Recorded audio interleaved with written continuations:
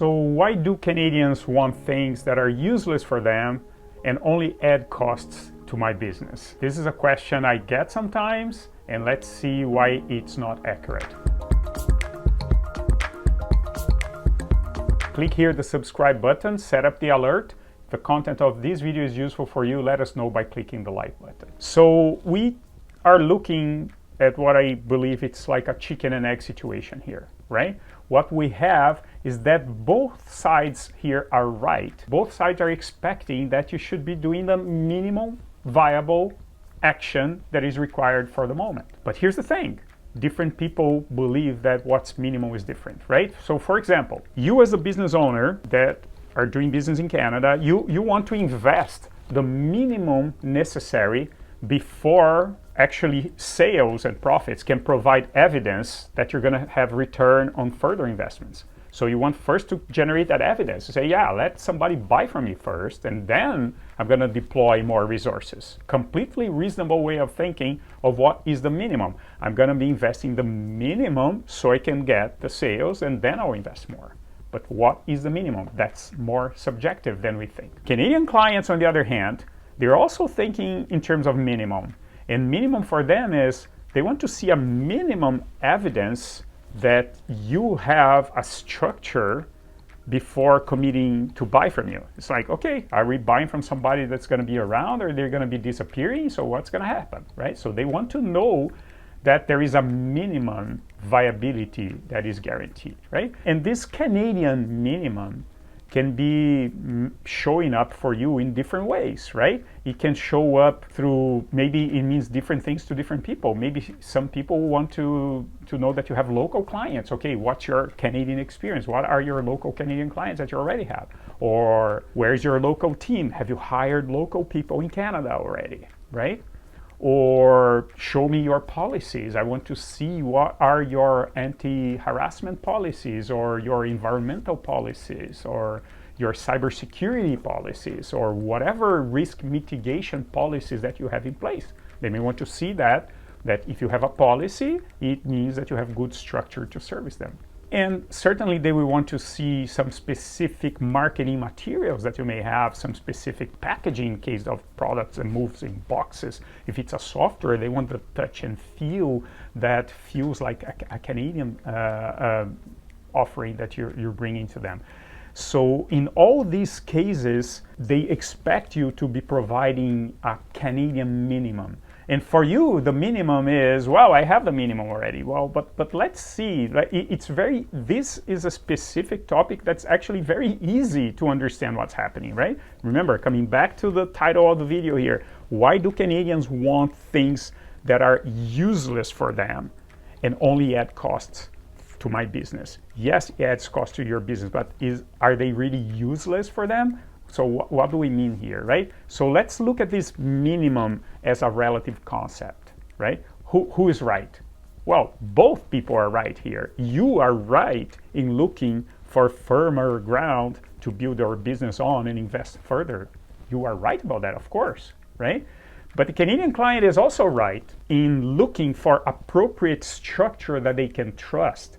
And here's the problem. You, in your point of view, maybe the minimum structure that they can trust can mean different things to you and to your Canadian client. And here's a big mistake that most people make. They start to try to get into a convincing mode. Oh, let me show to them why they're wrong and why I'm right.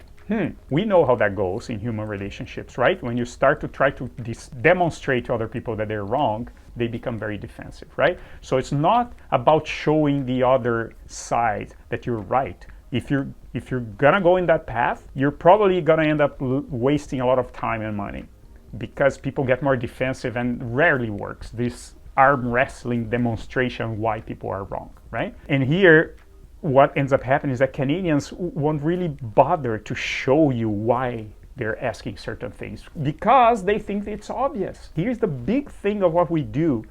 I joke that we align obviouses. What's obvious to you as a foreign-born business owner operating a business in Canada is different from what is obvious to somebody who's been in this environment for a longer period, right?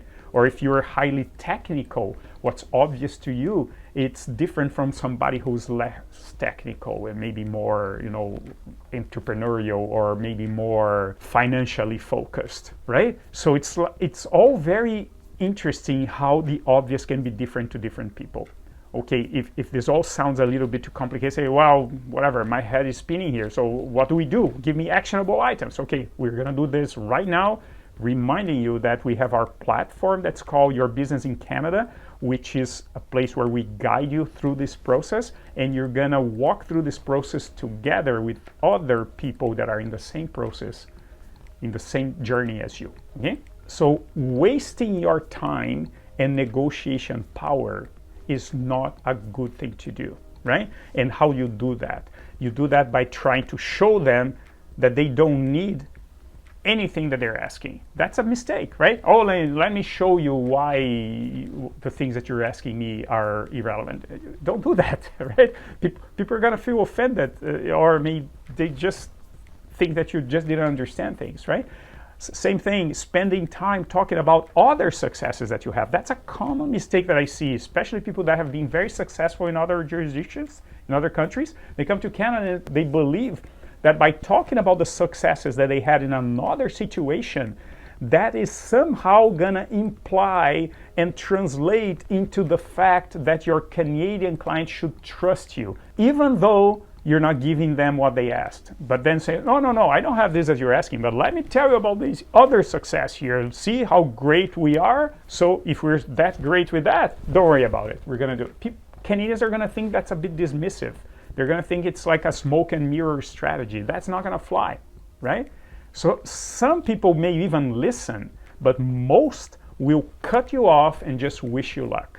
And this is a recipe for spinning the wheels a lot and not getting any good traction for your business in Canada, right? Okay, what works then? What should you do? What can you do when people are asking you for stuff that you think are not reasonable, are beyond the minimum that you believe you should be offering? If they're asking a bunch of stuff, it's not because they just want bureaucracy or they want to make your life easier. There are reasons for that. So what can you do? Well, there's a few things here. I'm gonna lay down here 5, 6 items of what you can do. First thing you can do, you can ask them, okay, what is the benefit? When they ask you something that doesn't seem reasonable to you, instead of just assuming that they are wrong, be curious about it. They say, okay, but listen, I'm just curious here. What benefit you're gonna receive if I provide you this thing that you're asking me? And they're gonna tell you, they're gonna say, well, yeah, we're gonna know that you are a serious company. Oh, we're gonna know, oh, this is just something that my head office asks or whatever. God knows, right?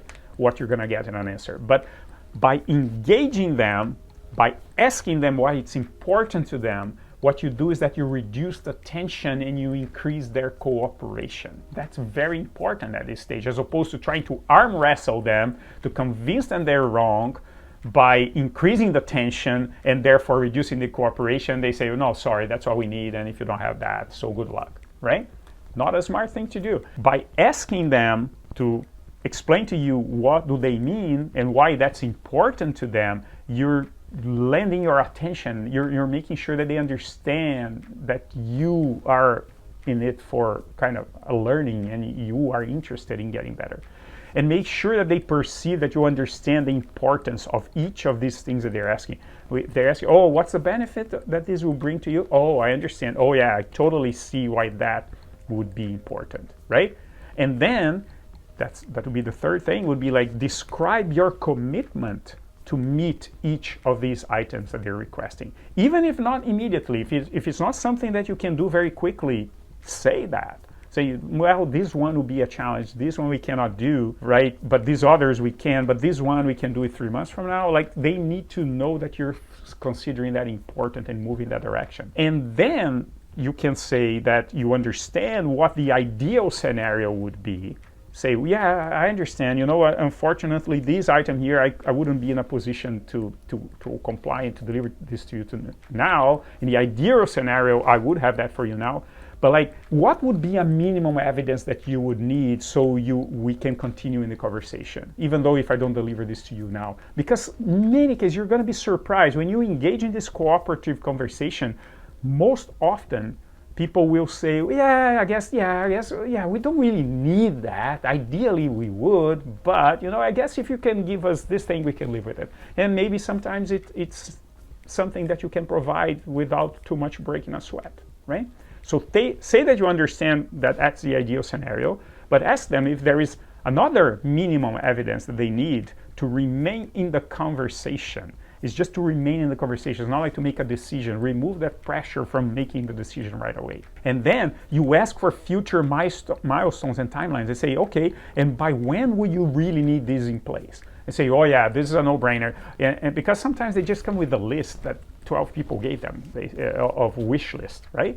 Sometimes it's just a wish list. Yeah, we can live without this, we can live that. Yeah, but ask anyways, right? If you treat every item in that list very seriously, they will see that what they don't really need, they can scratch from the list themselves. But if you tell them that they should scratch the item from the list, it becomes an ego problem. Then you increase the tension, you reduce the cooperation, and then you're not gonna go anywhere, right?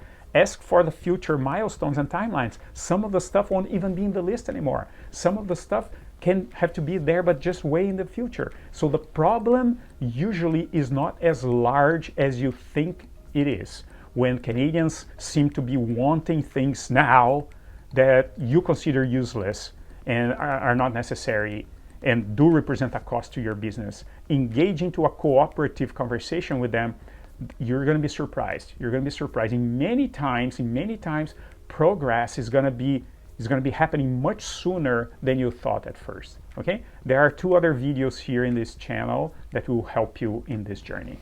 Thank you.